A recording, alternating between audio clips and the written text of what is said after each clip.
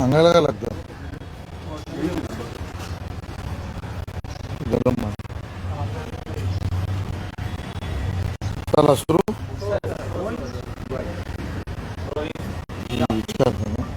आज उद्धव ठाकरेंनी संजय राऊत यांना मुलाखत दिली सांगण्यासाठी ही मुलाखत तुम्ही पाहिलीत का?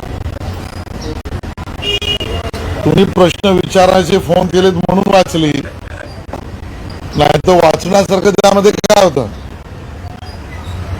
एक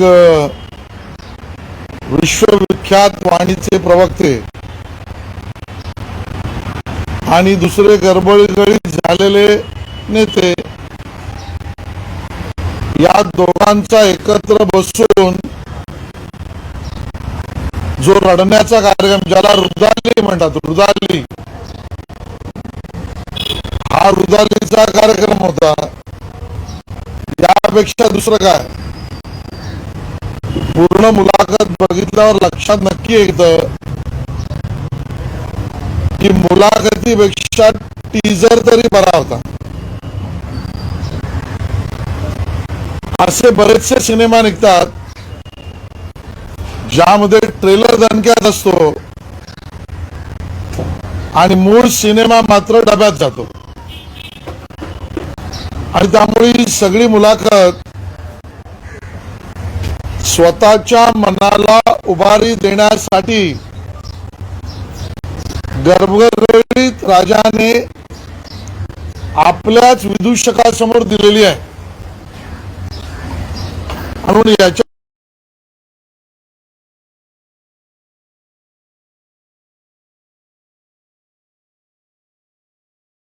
खरं तर भारतीय जनता पक्षाने भाष्य करावं की नाही हा प्रश्न आहे. कदाचित आम्ही भाष्य केलंही नसतं, पण सातत्याने भाजपचा उल्लेख आणि भाजपला इशारे देण्याचा प्रयत्न केला. बरं, ही गोष्ट काही नवीन नाहीये.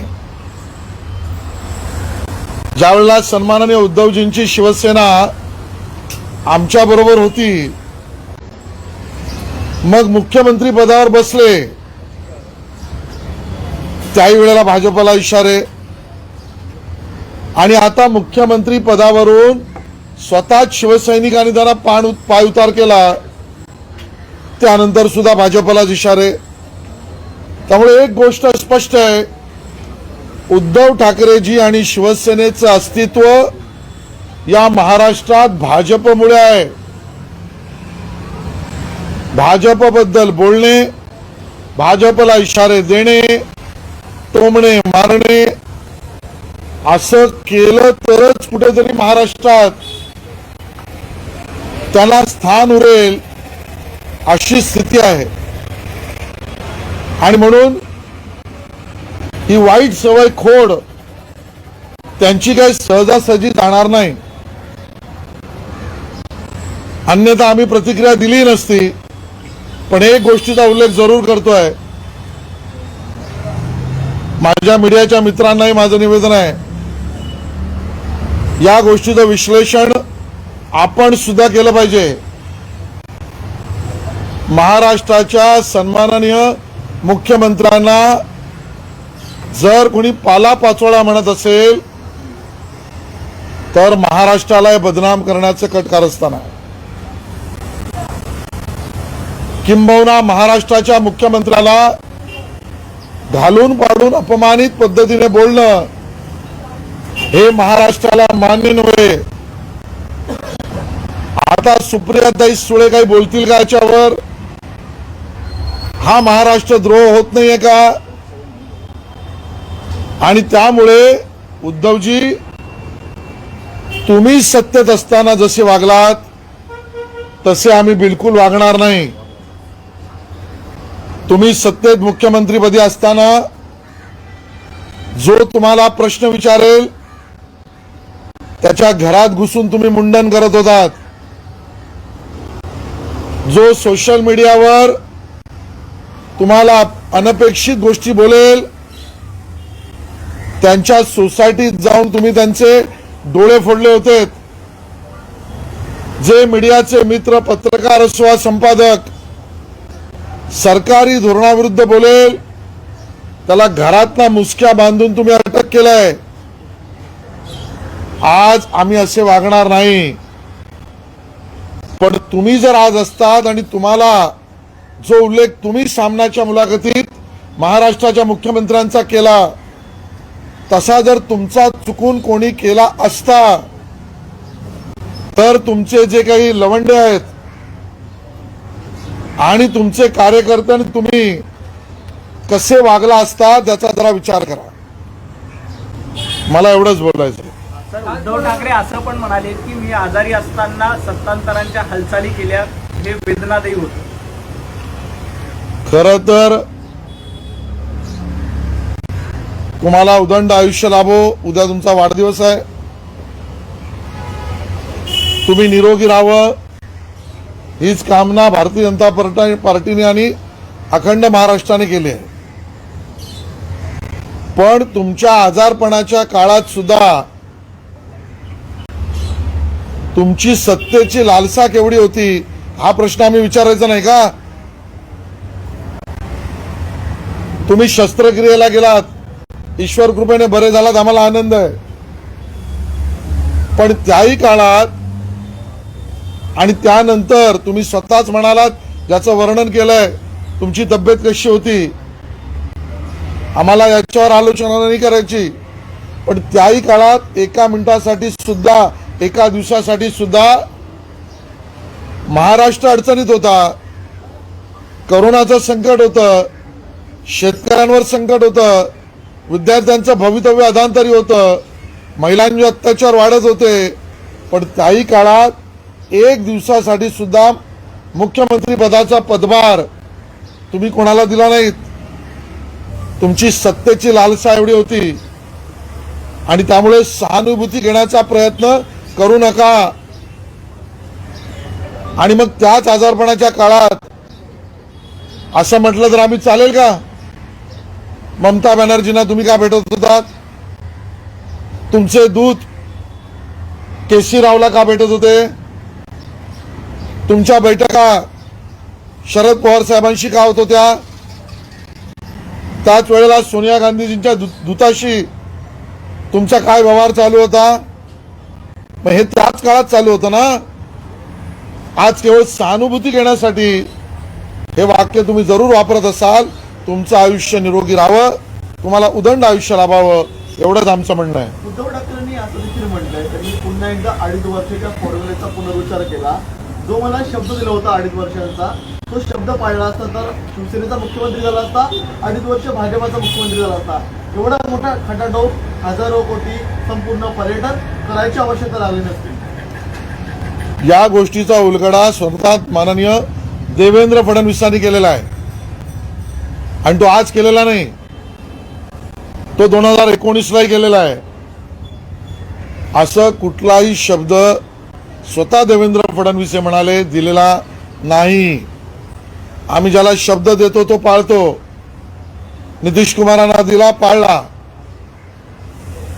आम्ही एकनाथ शिंदेना सुद्धा मुख्यमंत्रीपदी सन्मानाने त्या ठिकाणी बसवलं, त्यांच्या बरोबर आहोत. तुम्ही स्वगत बोलाल आणि त्याच्यावर संवादफेकी चित्रपट निर्माण कराल तर तुमच्या स्वगताची किंमत 0 आहे, माननीय उद्धवजी लक्षात घ्या. आणि म्हणून खटाटोप आणि कटकारस्थान हा तुमचा स्वभाव आहे. हे आता जगजाहीर झालंय. स्वतः पृथ्वीराज बाबा चव्हाण म्हणाले 2014ला आमच्याशी कोणी चर्चा केली का? केली उद्धवची चर्चा त्यावेळेला तुम्ही? स्वतः मुख्यमंत्री तत्कालीन आणि आताचे उपमुख्यमंत्री देवेंद्र फडणवीसांनी परवाही सांगितलं शरद पवारांच्या राष्ट्रवादीशी 2014लाच उद्धवजींची शिवसेना चर्चा करत होती. का करत होती? हे लपून छपूनचे उद्योगधंदे, हे कटकारस्थान, हे धंदे तुमचे आहेत, आमचे नव्हे. आणि त्यामुळे महाराष्ट्राला सतत आणि सातत्याने खोटं बोलण्याचं काम हीच शिवसेनेची प्रेस कॉन्फरन्स असते. मला आज मुद्दामून या ठिकाणी म्हणायचं आहे, आजही म्हटलंय 2014ला शिवसेनेशी युती तोडली? कोणी तोडली? आम्ही केवळ एकत्र राहण्याच्या भावनेने बाळासाहेबांप्रती असलेला एक उच्च प्रतीचा सन्मान, आदर आणि बाळासाहेबांच्या शिवसेनेशी युती, यामुळे कधीच जाहीर वाच्यता कुठल्या गोष्टींची आम्ही केली नाही. 2014लाही मी साक्षीदार आहे. त्या ठिकाणी युतीची बोलणी एका बाजूला करायची आणि दुसऱ्या बाजूला ग्रामीण महाराष्ट्रातून जे पक्षप्रवेश भाजपकडे होत होते ते 2014ला पळवण्याचे धंदे तुम्ही करायचे. ही परिस्थिती कोणी आणली? सहकारी पक्ष त्याही वेळेला जोडले लोकप्रिय नेते सन्माननीय कैलासवासी गोपीनाथ मुंडेजींनी. मध्ये राजू शेट्टी असतील, रामदास आठवले असतील, महादेव जानकर असतील, अन्य ही सगळी मंडळी जोडली मुंडे साहेबांनी भाजपने. त्यांना पळवापळवी करण्याचे धंदे त्या दरम्यान कोणी केले?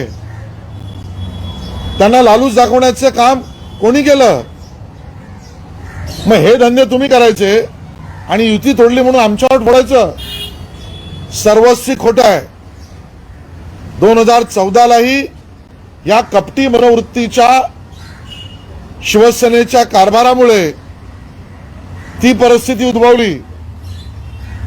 आणि बोलायचंच असेल तर तत्कालीन राष्ट्रीय अध्यक्ष भाजपचे माननीय अमित शहाजी हे 2014च्या दरम्यान निवडणुकीपूर्वी तुमच्या निवासस्थानी स्वतः आले आणि तुमच्याशी काय हितगुज करून तुम्हाला आश्वासित केलं तेही जरा जाहीर सांगा.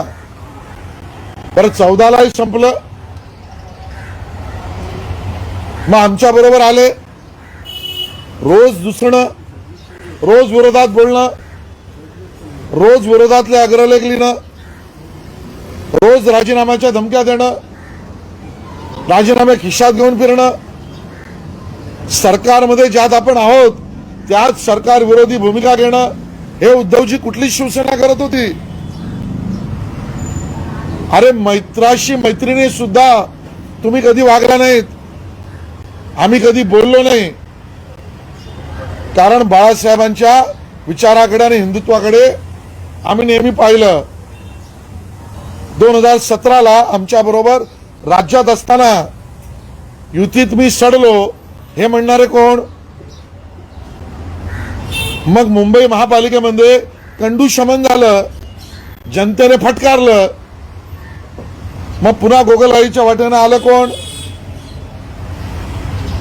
2019ची लोकसभा. तुम्ही म्हणता ना कोणाचे फोटो लावून मतं मागितलीत?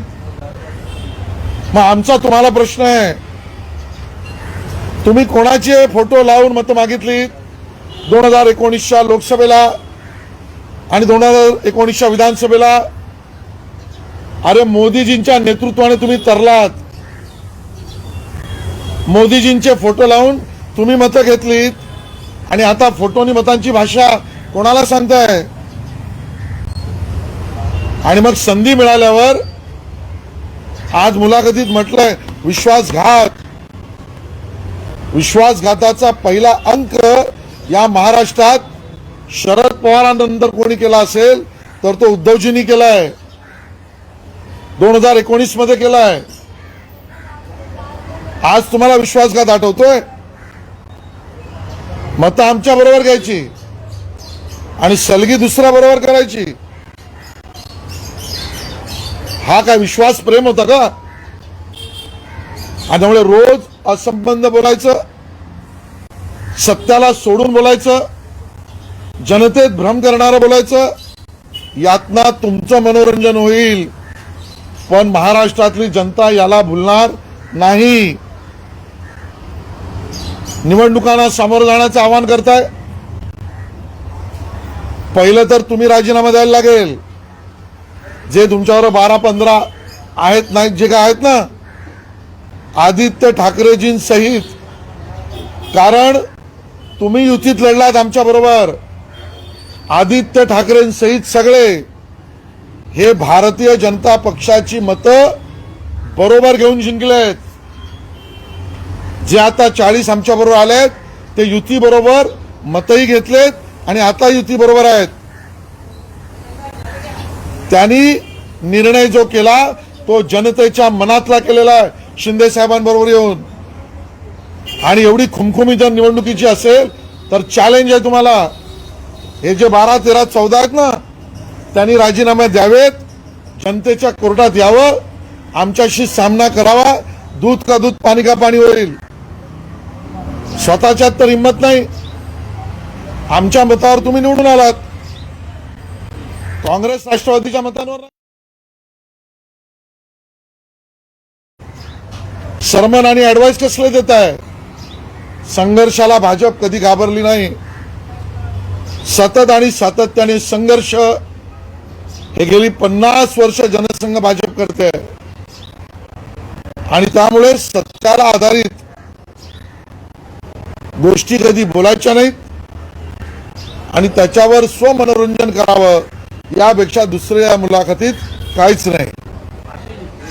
मराठीत असा की उद्धव ठाकरे हेही म्हणतात की तुम्ही वारंवार शिवसेनेवर उद्धव ठाकरे प्रामुख्याने आरोप केला जातो की ते हिंदुत्वापासून दूर गेले, पण तुम्ही मुफ्ती मोहम्मद महबूब मुफ्ती सोबत जाता.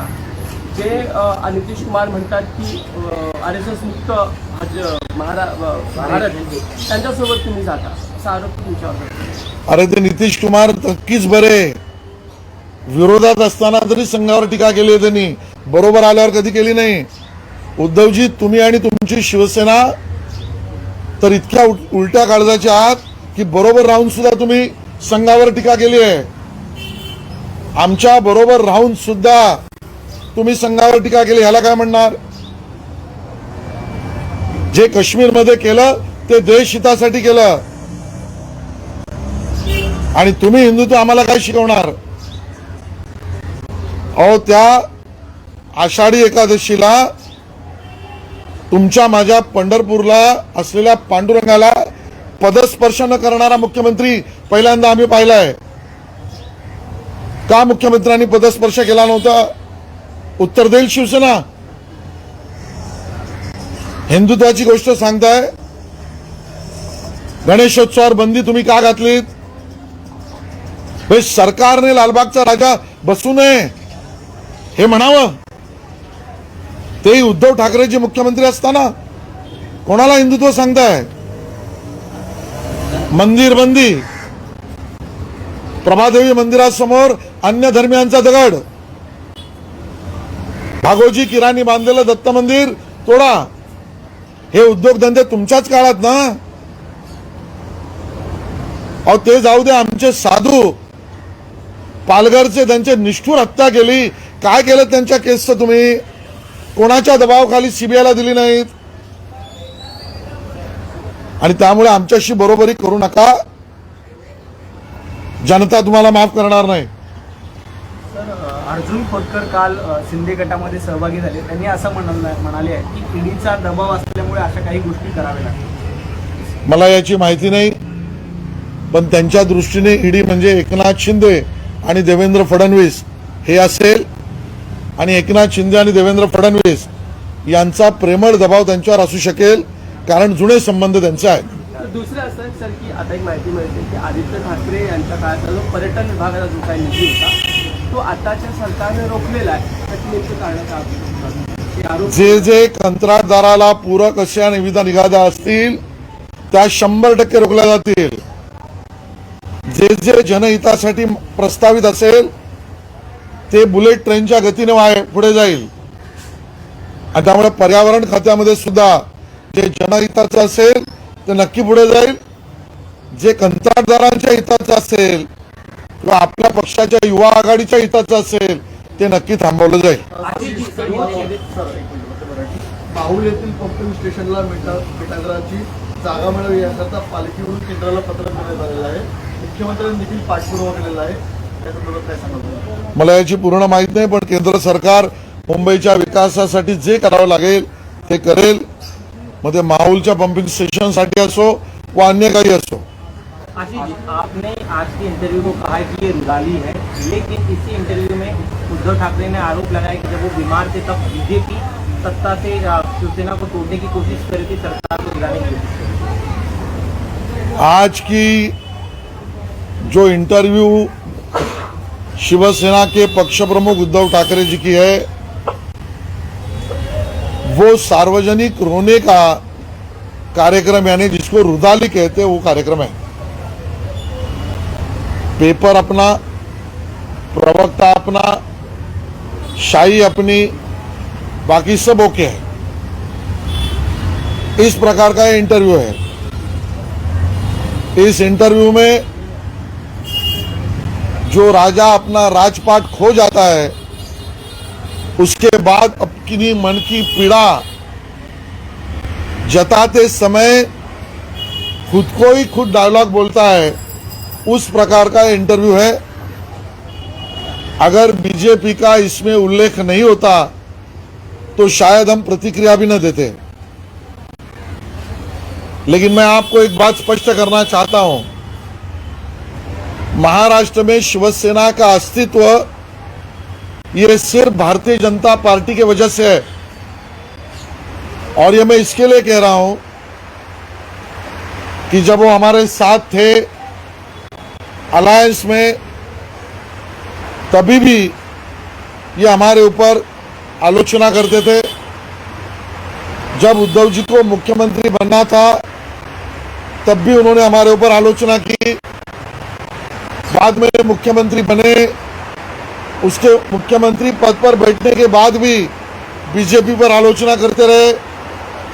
आज मुख्यमंत्री पद से अपने ही दल के लोगों ने उनको उतार दिया, उसके बाद भी बीजेपी पर ही आलोचना कर रहे।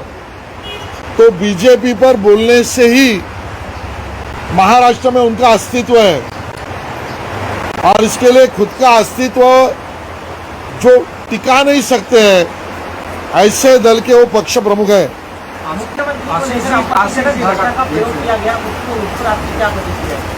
इस इंटरव्यू में एक बात हम जरूर कहेंगे, हमारे मीडिया के मित्रों को भी मैं कह रहा हूं, इसका जरूर विश्लेषण करें। बाकी जिसको जो कहना है कहे, लेकिन महाराष्ट्र के मुख्यमंत्री पर मानो वो कचरा है, पाला पाचोड़ा है, इस प्रकार का बयान करना ये महाराष्ट्र की बदनामी है। सुप्रिया सुळे जी बताए, क्या ये महाराष्ट्र द्रोह नहीं है? हम माननीय उद्धव जी को याद दिलाना चाहते हैं, अगर आप मुख्यमंत्री होते और कोई दल के अगर व्यक्ति नेता किसी इंटरव्यू में इस शब्द या भाषा का उपयोग करता तो क्या आप प्रतिक्रिया देते? और इसके लिए महाराष्ट्र की बदनामी है, ये हमें मंजूर नहीं, ये महाराष्ट्र को मंजूर नहीं। आशीष जी, जिस तरीके से इंटरव्यू में कहा गया कि जब वो बीमार थे उस समय में सत्ता एकनाथ शिंदे को सौंपी और एकनाथ शिंदे सत्ता चलाने के बजाय शिवसेना तोड़ने में लगे रहे। कल उनका जन्मदिन है माननीय उद्धव जी का, उनको हम शुभकामनाएं देते हैं। उनको बड़ी लंबी उम्र मिले, वो निरोगी रहे, ये हमारी कामना है। जब वो बीमार थे तब भी हमारी ये कामना थी। लेकिन आज सहानुभूति लेने के लिए वो जो बोल रहे हैं, उनको हमारा सवाल है, उसी दरमियान आप लोगों को नहीं मिल रहे थे बीमारी के कारण, लेकिन ममता बनर्जी को मिल रहे थे, केसी राव को मिल रहे थे, कांग्रेस से दिल्ली से आने वाले वो पाटिल हो या पहले अहमद पटेल हो, उससे मिल रहे थे, शरद पवार जी से मिल रहे थे। तो ये क्या चल रहा था? और इसके लिए उस दरमियान वो सबको मिल सकते थे, लेकिन अपने दल के लोग या विपक्ष को मिलने के लिए उनको समय नहीं था।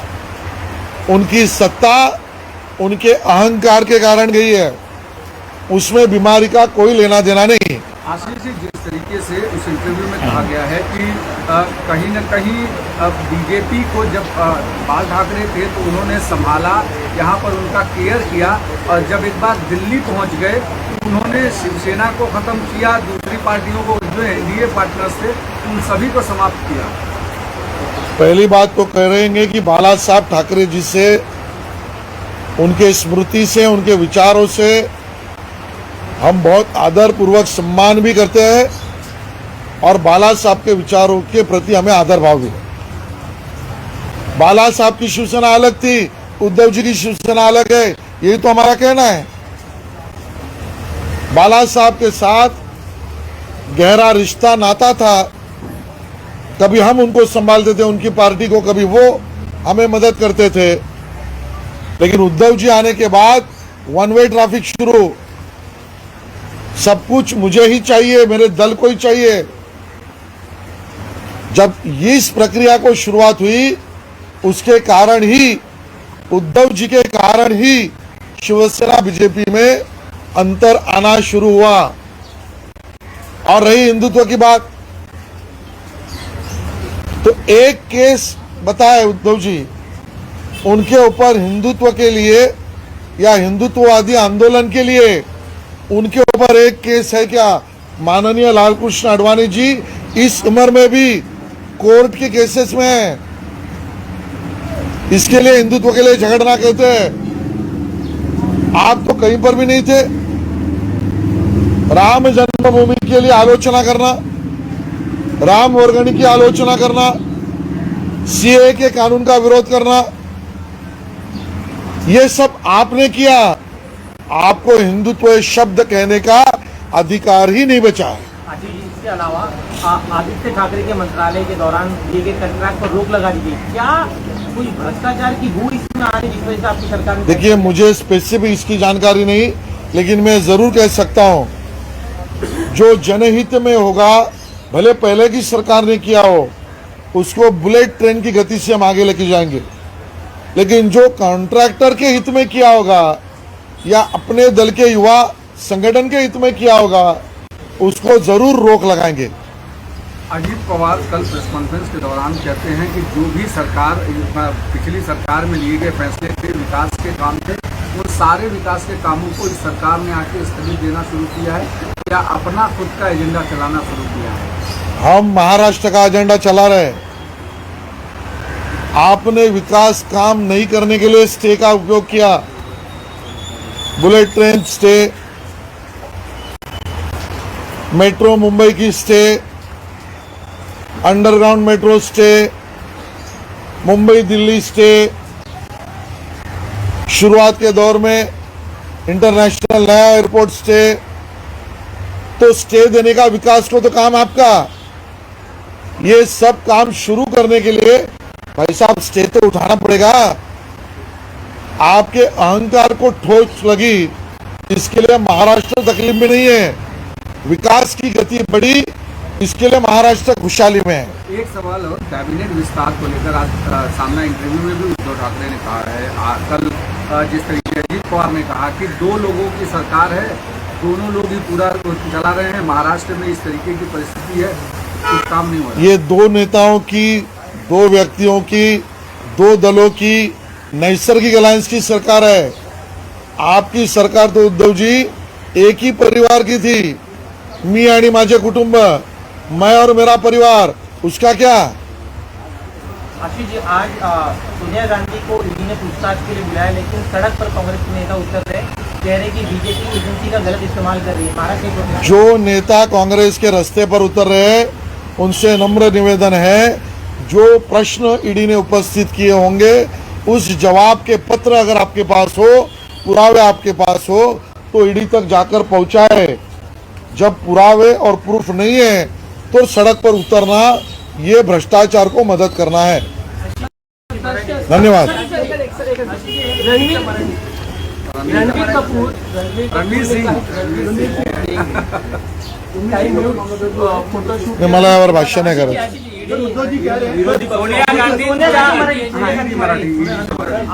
गांधी ईडीने जी चौकशी सुरू केली, त्यामुळे जे काँग्रेसचे नेते उरले सुरले कार्यकर्ते रस्त्यावर येत असतील तर त्यांना आमचं नम्र निवेदन आहे, जे आरोप ईडीने काँग्रेस आणि सोनियाजींवर केलेत त्याबद्दलचे काही पुरावे किंवा त्याबद्दलचे काही स्पष्टीकरण देणाऱ्या गोष्टी असतील तर त्या ईडीला जरूर द्याव्यात.